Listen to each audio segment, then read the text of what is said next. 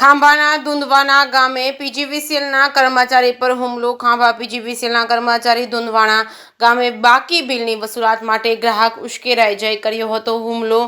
ધુંધવાના ગામના ગ્રાહક રાજાભાઈ ચુડાસમાના પુત્ર ધીરુભાઈ નામના શખ્સે પીજીવીસીએલના જેડી પરમાર નામના કર્મચારી પર તલવાર વડે કરી દીધો છે હુમલો. કર્મચારીની સામાન્ય ઈજા પહોંચતા ખાંભા સામૂહિક આરોગ્ય કેન્દ્ર ખાતે સારવાર અર્થે પહોંચ્યા હતા. પીજીવીસીએલના કર્મચારીઓએ નોંધાવી ખાંભા પોલીસ મથકમાં ફરિયાદ. જે કેસની ગુજરાતી સાથે સૈનિક સુચિત્રા અમરેલી.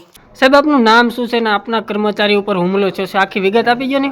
હું હાલ છેલ્લા 2 વર્ષથી ખાંભા પીજીવીસીએલ ઓફિસમાં જુનિયર એન્જિનિયર તરીકે ફરજ બજાવું છું.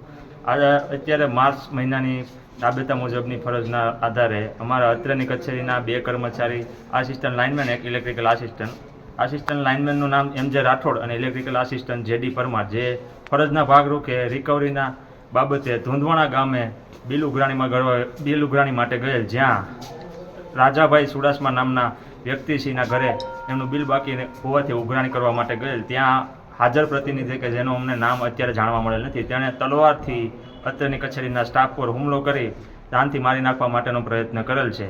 આગળની કાર્યવાહી માટે અત્યારે પ્રાથમિક તપાસ માટે અમે હાલ ખાંભા સિવિલ હોસ્પિટલમાં હાજર થયા છીએ અને પોલીસ સ્ટેશને જાણ કરી છે. આવા તત્વોને પોલીસ સબક શીખાવે એવી અમારી માંગ છે.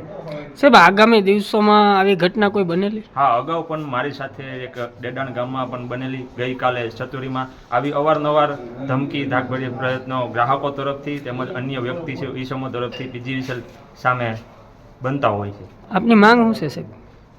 આવા તત્વોને પોલીસ સબક શીખાવે વહેલી તકે, એવો ન્યાય મળે અત્રેની કચેરીના સ્ટાફને, એવી અમારી માંગ છે.